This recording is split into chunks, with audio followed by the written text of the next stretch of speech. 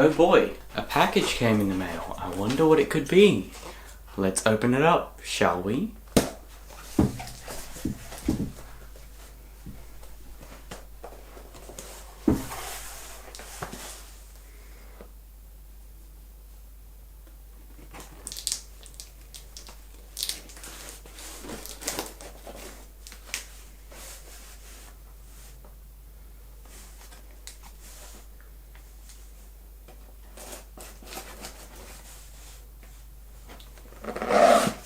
Alright, let's open this one up, this side. And cut across there. I wonder what could be inside, shipped from the US. Oh, I wonder what this logo is. I wonder what that logo is. I wonder. Oh, it says Linus Tech Tips. And it's a Northern Lights desk pad. Thank you very much, Linus. You did not send this to me. I had to pay for it, but I'm happy to pay. I'll review it for you.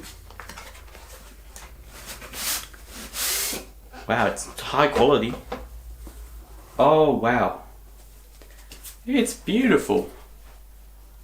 LTTstore.com, people.